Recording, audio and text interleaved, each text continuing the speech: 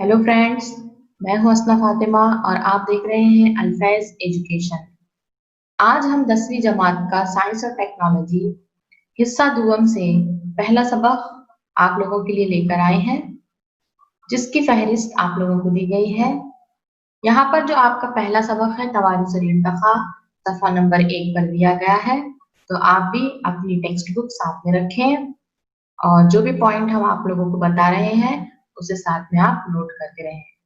इसी तरीके से अगर आप लोगों को कोई डाउट है तो कमेंट बॉक्स में आप हमें पूछ सकते हैं। तो चलिए शुरू करते हैं। पहला सबक है तवारिस और इर्तिफा यानी हेरिडिटी एंड इवोल्यूशन।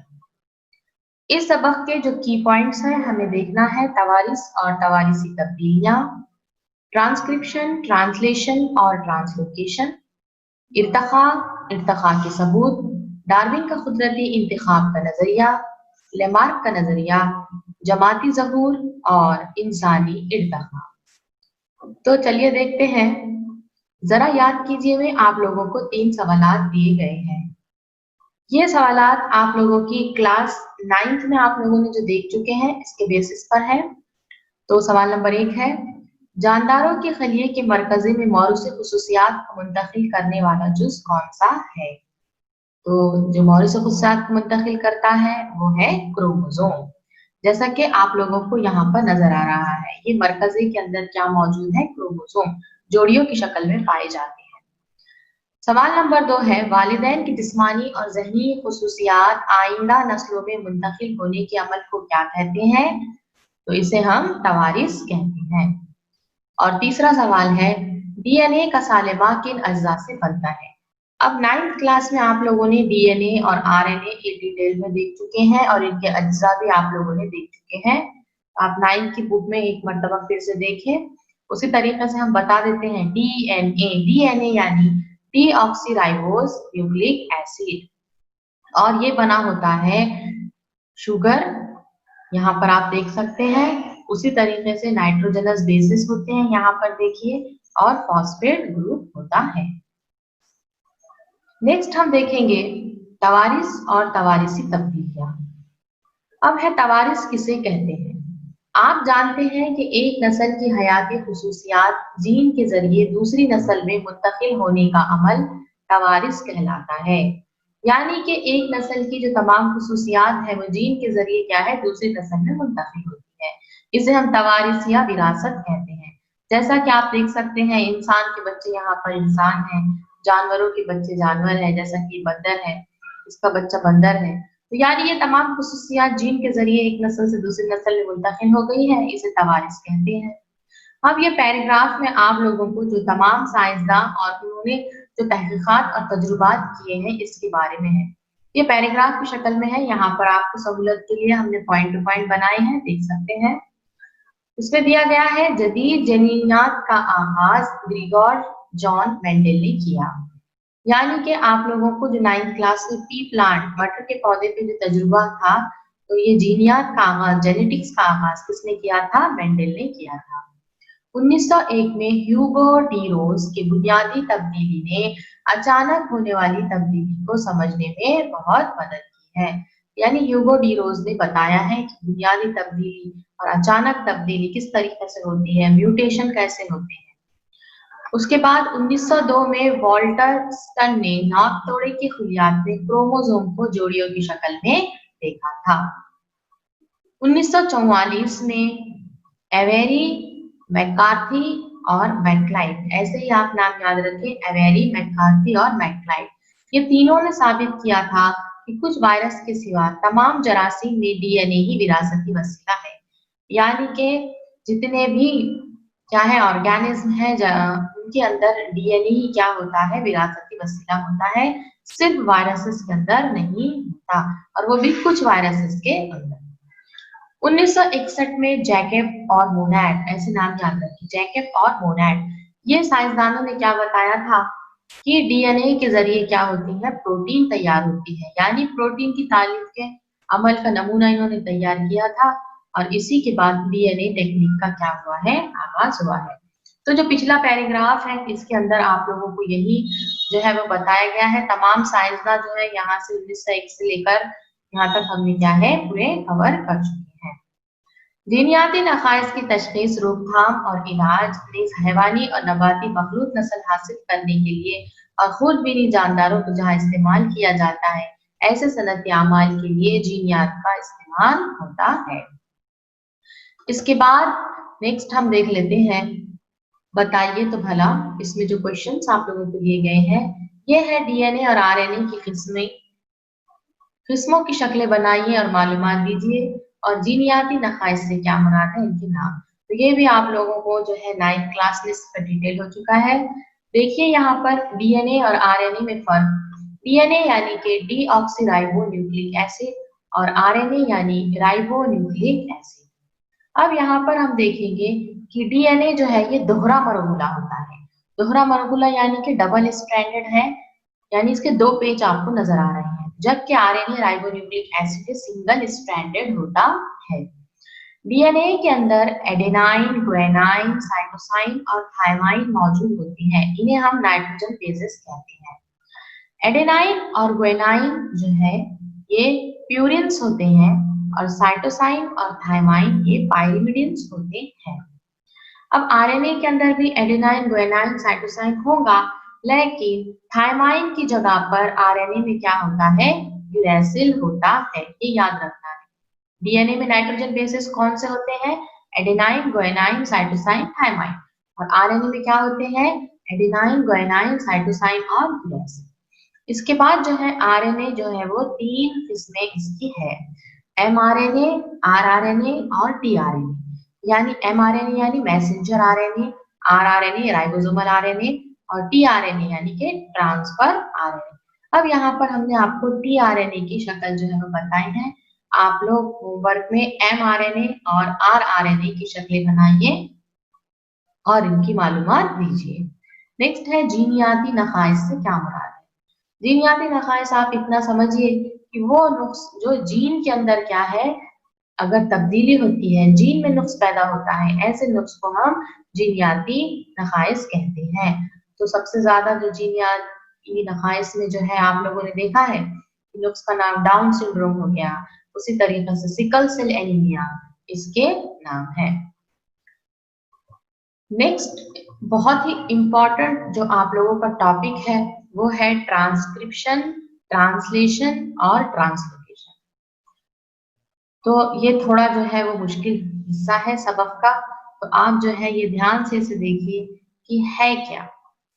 याद रखें, डीएनए से आरएनए का बनना इसे ट्रांसक्रिप्शन कहते हैं। डीएनए से आरएनए का बनना इसे ट्रांसक्रिप्शन कहते हैं, और आरएनए से प्रोटीन का बनना इसे ट्रांसलेशन कहते हैं। ये तो इसका बेसिक हो गया। डीएनए में मौजूद न्यूक्लियोटाइड आरएनए की मदद से खलीए के अफआल में हिस्सा लेते हैं, इसी तरह जिस्मानी बनावट और इसके अफआल पर काबू रखते हैं। जीन में प्रोटीन की तैयारी से मुताल्लिक मालूमात का जखीरा होता है, और जैसे जैसे हमारी जिस्मानी जरूरत होती है, वक्त के साथ साथ जो है वो प्रोटीन तैयार होती है। अब यहाँ से देखिए, जो भी प्रोटीन हम लोगों को हमारे खलीए के अफआल में, जिस्मानी बनावट में जो भी प्रोटीन हम लोगों को रोजमर्रा लगती है, ये प्रोटीन की तैयारी डीएनए की वजह से होती है। इन प्रोटीन की तैयारी क्या की वजह से होती है, डीएनए की वजह से। किसके जरिए होती है, आरएनए के जरिए होती है, और इसे ही क्या कहते हैं, सेंट्रल डोग्मा कहते हैं। जैसा कि आप देख सकते हैं कि डीएनए के ऊपर जीन की जंजीर के मुताबिक एमआरएनए तैयार होता है। ये डीएनए आप लोगों को नजर आ रहा है। ये डीएनए क्या हो जाएगा, खुल जाएगा, और इस डीएनए पर क्या तैयार हो जाएंगे, आरएनए। तो डीएनए से आरएनए तैयार हो रहा है, इसे हम क्या कहते हैं, ट्रांसक्रिप्शन कहते हैं। यहाँ तक आप देखिए, यहाँ पर एमआरएनए मैसेंजर आरएनए तैयार हुआ। इस दौरान डीएनए के दो धागों में से एक धागे का इस्तेमाल होता है। एमआरएनए पर डीएनए के धागों पर मौजूद न्यूक्लियोटाइड की तरतीब एक दूसरे की तकमील करते हैं, और इस तरतीब में डीएनए में थायमाइन की बजाय एमआरएनए में यूरेसिल होता है। अभी पिछले स्लाइड में हमने आप लोगों को बताया है, डीएनए में थायमाइन होता है और उसकी जगह पे आरएनए में क्या होता है, यूरेसिल होता है। और ये आरएनए तैयार होने के अमल को ही क्या कहते हैं, ट्रांसक्रिप्शन। यहाँ पे देखिए, डीएनए से आरएनए बनने का अमल भी क्या कहलाता है, ट्रांसक्रिप्शन। और आरएनए से प्रोटीन बनने का अमल, जैसे प्रोटीन बन जाएगा, ये क्या है, ट्रांसलेशन। और इसी को क्या कहा जा रहा है, यहाँ पर आप देख सकते हैं सेंट्रल डोग्मा कहा जा रहा है। नेक्स्ट हम इसे डिटेल में समझते हैं कि प्रोसेस एक्चुअल में है क्या। प्रोटीन सिंथेसिस बहुत ही इंपॉर्टेंट है। तो देखिए ये है हमारे सेल यानी कि खलियात। अब हम इसका जो है देखेंगे कि ये हो गया है खलिया और इसका ये है मरकजा न्यूक्लियस और इसके अतराफ में है ये साइटोप्लाज्म यानी कि खलिए माया। अब यहाँ पर जो न्यूक्लियस है, मरकजा है, इसमें क्रोमोसोम होते हैं और क्रोमोसोम जो है वो डीएनए से बने होते हैं। देखिए ये है, यहाँ पर आप लोगों को नजर आ रहा है डीएनए, और ये डीएनए जो है वो क्या हो गया है, खुल गया है और यहाँ से इस पर एमआरएनए तैयार हो गया है। फिर से आप इसकी डिटेल में देखिए, ये हो गया है न्यूक्लियस यानी कि मरकजा, ये है डीएनए, डीएनए से क्या हो गया है, यहाँ पर आरएनए बन गया। तो डीएनए से आरएनए बन गया यानी कि ट्रांसक्रिप्शन। अब ये आरएनए क्या हो जाएगा, ये आरएनए मरकजे से जाता है, कहाँ पर जाता है, साइटोप्लाज्म यानी खलिए माया में। याद रखें ट्रांसक्रिप्शन का जो प्रोसेस है ये मरकजे में कंप्लीट होता है। इस पर आप लोगों को सवाल पूछे जाते हैं, ट्रांसक्रिप्शन जो है वो कहाँ पर होता है, मरकजे में होता है। अब ये जो एमआरएनए जो बन गया है वो मैसेंजर आरएनए मैसेज लेकर पहुंच जाता है कहाँ पर, साइटोप्लाज्म में, खलिए माया में। और ये एमआरएनए जो है ये अमाइनो एसिड्स की जो चेन बनाता है। ए यानी क्या है, अमाइनो एसिड की चेन। और ये अमाइनो एसिड की चेन की फोल्डिंग होने के बाद ही क्या तैयार होता है, प्रोटीन। यानी कि ट्रांसलेशन का प्रोसेस कहाँ पर होगा, ये होगा खलिए माया में, और ट्रांसक्रिप्शन का प्रोसेस कहाँ होगा, ये न्यूक्लियस में। तो यहाँ पर देखिए कि अब हमने देखा कि मरकजे के अंदर जो क्या था, एमआरएनए जो तैयार हो गया, अब वो कहाँ जा रहा था, वो जा रहा था खलिए माया में।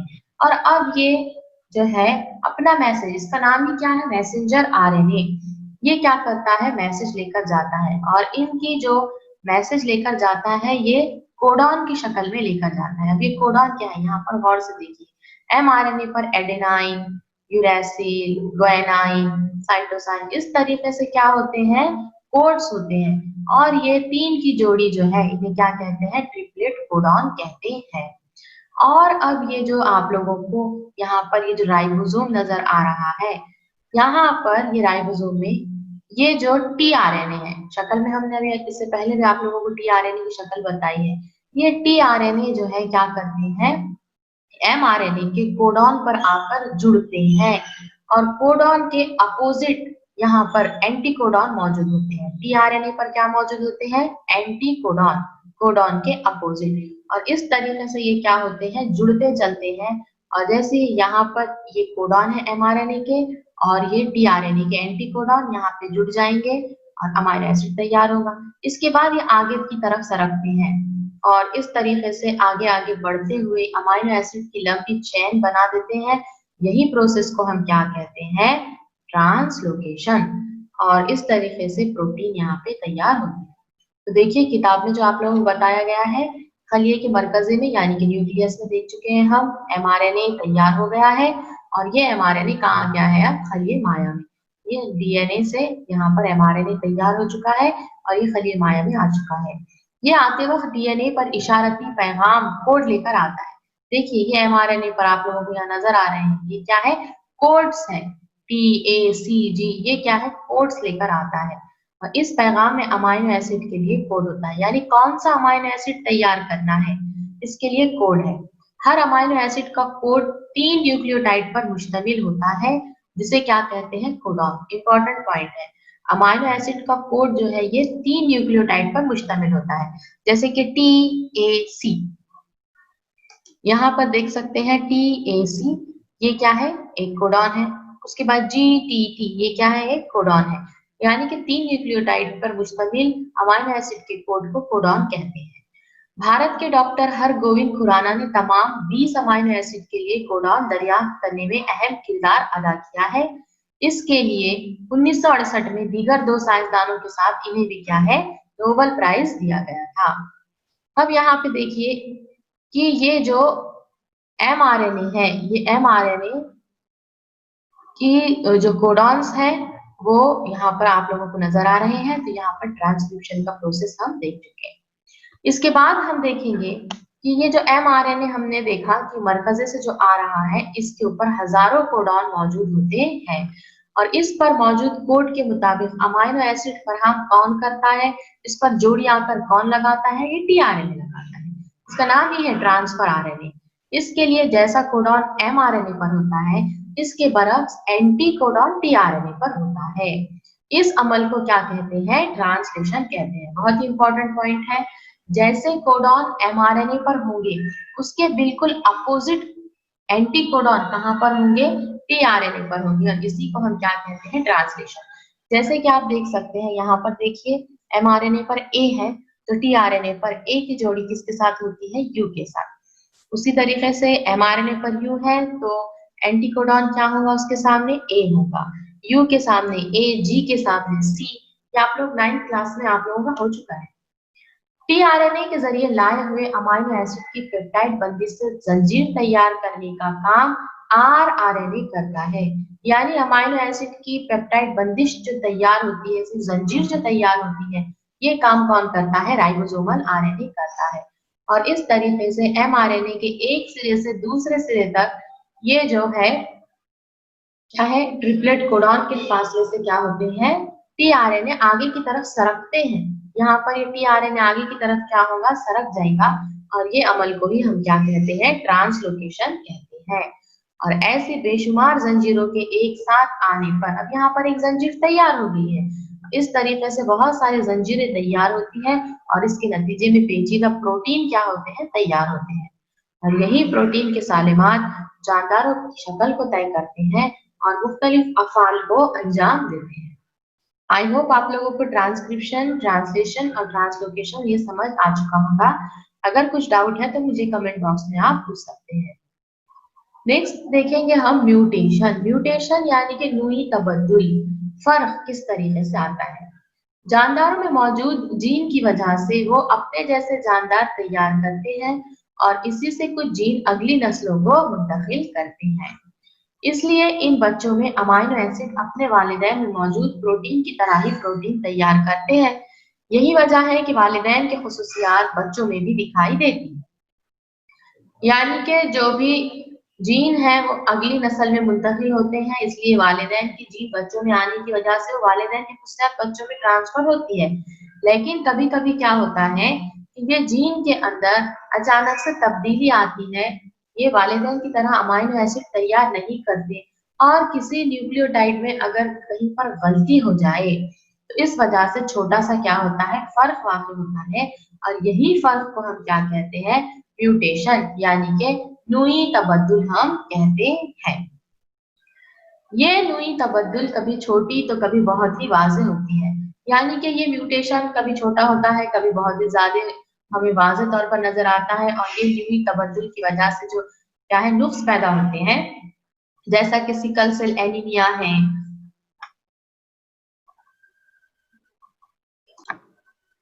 और ये मुसलसल जारी रहने वाला मुकम्मल अमल है और ये डार्विन के कुदरती इंतखाब के नजरिए की हिमायत करता है। इसके बाद नेक्स्ट क्वेश्चन जो आप लोगों को दिए गए हैं, सवाल नंबर 1, हमारे निजाम में अपेंडिक्स उज़ू का क्या काम है? यहाँ पे देख सकते हैं आप बड़ी आंत पर यहाँ पर जो पार्ट नजर आ रहा है इसे हम अपेंडिक्स कहते हैं। तो ये उज़ू का कोई भी काम नहीं है, ये एक वेस्टिजियल ऑर्गन है यानी आसारी उज़ू। आसारी उज़ू यानी कि नाकारा आज़ा, यानी कि वो आज़ा जिसका हमारी जो है जिंदगी में अब कोई भी इसका काम नहीं है, यानी कि वेस्टिजियल है, बेकार है। उसी तरीके से सवाल नंबर 2, हमारी अक्ल दाढ़ क्या वाक़ई गुज़ा चबाने में मदद करती है? देखिए यहाँ पर है, लास्ट में यहाँ पर अक्ल दाढ़ होती है, तो बिल्कुल नहीं, ये गुज़ा चबाने में मदद नहीं करती। ये भी आसारी उज़ू की ही मिसाल है। आसारी उज़ू वेस्टिजियल ऑर्गन के बारे में हम आगे देखेंगे। तीसरा है डायनासोर जैसे कबील हफ्सा जानदार जमीन पर क्यों नापैद हो गए हैं? तो क्यों? क्योंकि डायनासोर का इन्होंने अपनी जो उनकी अपनी जिंदगी के अंदर इन्होंने कोई भी तब्दीलियां नहीं लाई हैं, माहौल के हिसाब से इन्होंने अपने आप को ढाले नहीं, इनके अंदर कोई भी तवाफ़ुकी तब्दीलियां नहीं आ गई है, इसलिए ये क्या हो गए हैं? आज एक्सटिंक्ट हो गए हैं, खत्म हो गए हैं। उसके बाद है क्वेश्चन नंबर 4, कुछ हैवानात और परिंदों की किस्में क्यों खत्म हो रही हैं? तो यहाँ पर देखिए कि बहुत सारे हैवानात और परिंदे आज के ज़माने में क्या हो गए हैं? खत्म हो गए हैं। तो इसका जो सीधा-सीधा आंसर है वो ये है कि माहौल में तब होने वाली क्या है? तब्दीलियाँ हैं। आप देखते हैं कि आलूगी, पॉल्यूशन हर जगह फैल गया है और उसी तरीके से कभी-कभार जो है वो कुदरती आफात की वजह से भी जानदारों के मस्कन क्या हो जाते हैं, खत्म हो जाते हैं, जंगल की आग लग जाती है, उस तरीके से ज़लज़ले हैं, आतिशफ़िशा है और इंसानों ने जो क्या किया है आलूगी फैलाया है, इस वजह से भी जानदारों और परिंदों की हैवानात की कई किस्में जो है वो क्या है, खत्म हो रही है। इसके बाद हम देखेंगे इर्तक़ा। इर्तक़ा यानी इवोल्यूशन। इर्तक़ा यानी मरहलावार तरक्की। ये अमल बहुत ही सुस्त रफ्तार और जानदारों की तरक्की ज़ाहिर करने वाला है। इर्तक़ा के ताल्लुक से खला में मौजूद सैयारों से लेकर ज़मीन के जानदारों में आई तब्दीली तक कई मराहिल पर गौर करना ज़रूरी है। यानी कि आज के दौर का इंसान जो हम देख रहे हैं, इसके अंदर इर्तक़ा हुआ, मरहलावार तरक्की हुई। जैसे कि आप लोगों को पता है कि बोला जाता है कि इंसान पहले क्या था? बंदर था, फिर उसके अंदर क्या हो गई है? तब्दीली आती गई। फिर उसने क्या है? पहले 4 पैरों पर चलता था, उसके बाद वो क्या है? 2 पैरों सॉरी पहले क्या करता था? वो झुककर चलता था। 4 पैर वाले जानदारों की तरह वो क्या करता था? अपने हाथों का इस्तेमाल करते हुए झुककर चलता था। लेकिन हम जब देखते हैं कि आज का इंसान जो है वो 2 पैरों पर चलता है, उसका पोस्चर जो है वो बिल्कुल क्या है? सीधा है। उसी तरीके से आँख का इस्तेमाल है, उसी तरीके से उसने औज़ार बनाए हैं। यानी मरहलावार तरक्की करते-करते आज का इंसान जो है वो हमें नज़र आता है। कुदरती इंतखाब के नज़रिए के मुताबिक जानदारों की इम्तियाज़ी ख़ुसूसियात कई नस्लों तक तब्दीली के मराहिल से गुज़रने के बाद जिस अमल की वजह से नया जानदार वजूद में आता है, इसे इर्तिक़ा कहते हैं। तो ये इर्तिक़ा की तारीफ़ है।